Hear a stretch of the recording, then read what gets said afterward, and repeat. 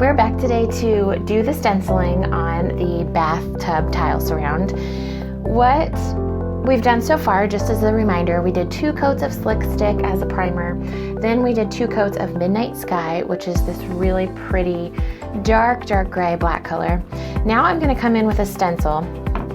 I had this stencil custom made so that it would fit 4 tiles, and that's nice because it's just going to give us a bigger pattern. So the pattern isn't going to be repeated a million times in this little space, and it makes it really easy to line up. This center grid here, I just line it up with the grout lines, and that keeps us nice and straight.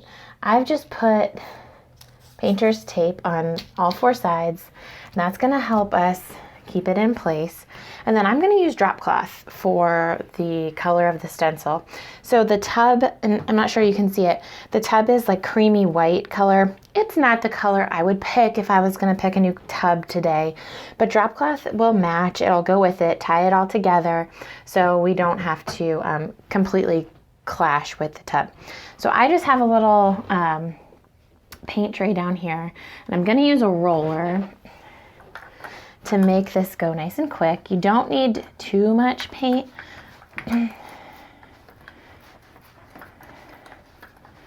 On your roller, but you do want to get it evenly covered. So that's what we've got going on here. Just a little roller like this. I'm going to start in the middle and kind of work my way out here.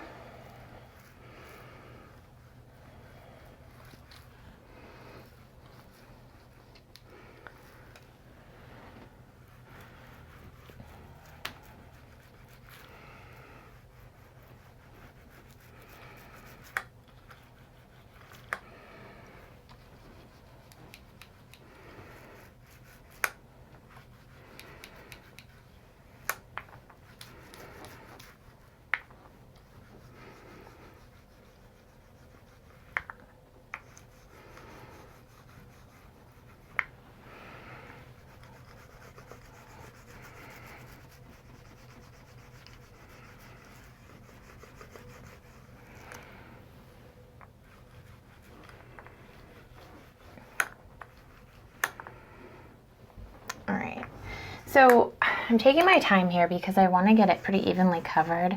I don't want to have to come back and do a second coat with this stencil.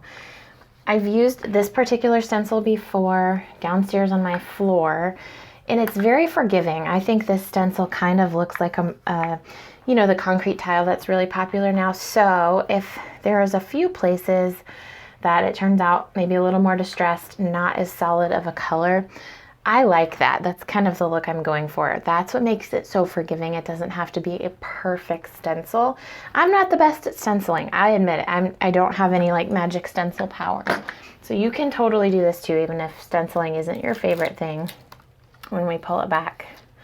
See, it has that beautiful look. It's almost a little bit distressed in places as is, but I'm fine with that. I like that. When we get the whole thing completed, those little areas you're not going to notice as much. So that's it for that. We're just going to keep repeating this process as we go along. And what you do, so this would be here next. I'm going to skip that section and go to the next 4. That'll give this time to dry so we can use our tape here. So I'm just going to skip around.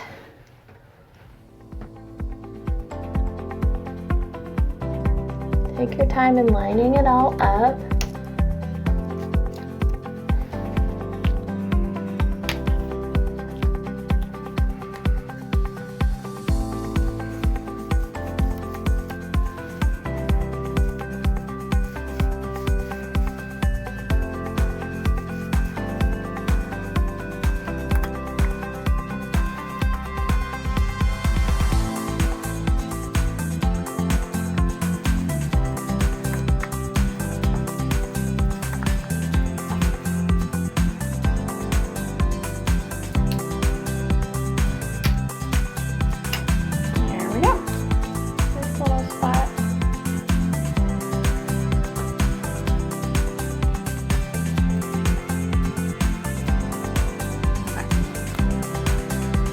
So now I'm going to come down here and we'll do the diagonal. And you just keep repeating the process. I am not washing the stencil between for each one. I'll probably do, I don't know, I'll probably do a few more, and then I'll rinse the back of the stencil just to make sure the back doesn't get paint on it. But it's really pretty clean, so I'm not too worried about that right now. If I took the time to wash it between each use, this process would take a lot longer than it already is.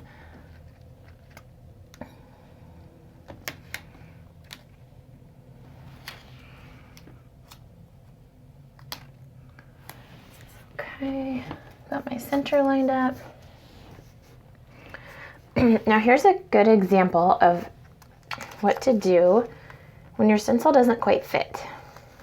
So you can see the bottom here. It's not a full tile there on the bottom, which is just fine. This is really, it's a bendable stencil, so it's really easy to work with. Let me show you what you do, and we'll get a nice print, even though it's not perfect in size.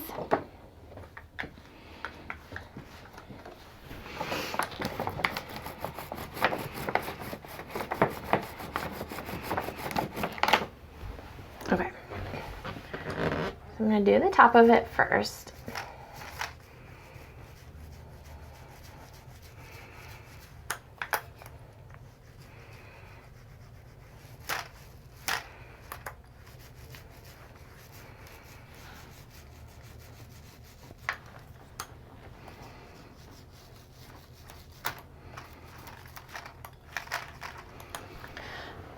And then as we're coming down here, what I'm going to do is just take the roller and kind of smush it down as far as it will go.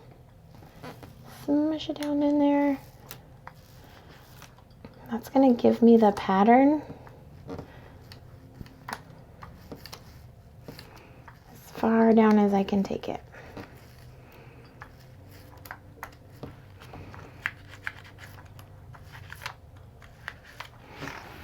About like that. Now, when we pull it back, let me show you what it looks like.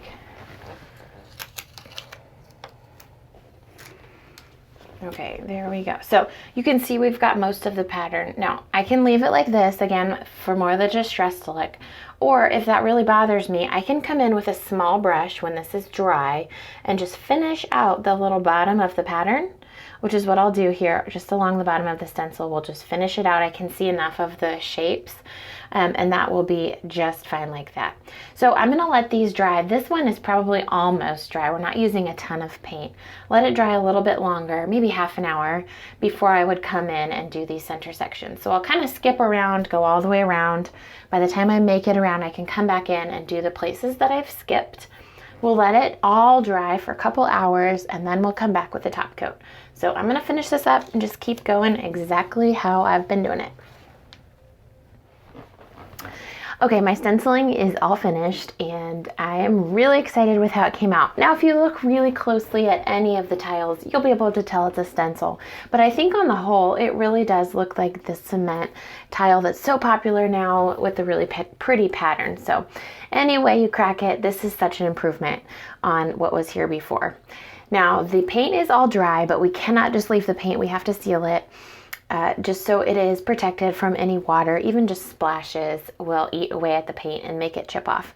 So to seal it, I'm using Gator Hide. I've got it right here, and I'm just going to use a Dixie Belle mini brush.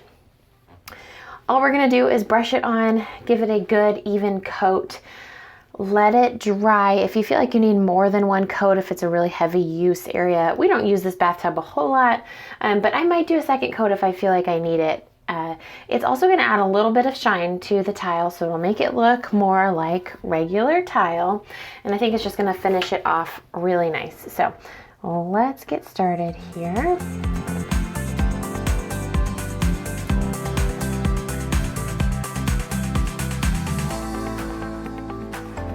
The nice thing is it soaks in, so you can kind of tell where you're working. And I'm just going to really go tile by tile here.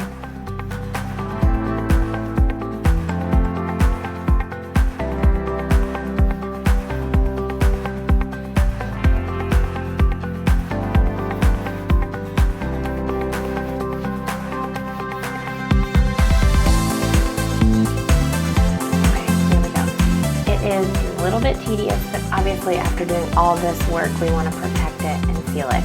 So I'm just going to keep working on this. If you want to do a second coat, give it 2 to 3 hours to dry between coats, and then you would just repeat the process until you feel like you've got a nice, hard, solid finish on it. I'll kind of see how this dries, and I might decide to do a second one. And that's about it. We've got a finished project. I'm excited about it. I hope you enjoyed this as well. I will show you the final pictures here in just a second. Thanks so much for joining me. I'll see you later. Thanks so much for watching this video. I really hope you enjoyed it. For a full supply list of everything you will need to create this awesome finish, check out the description below this video. Don't forget to check out my website, rootsandwingsfurniture.com, for more painting tips and tricks and DIY. Also, subscribe to this channel so that you won't miss a thing. Click the button below.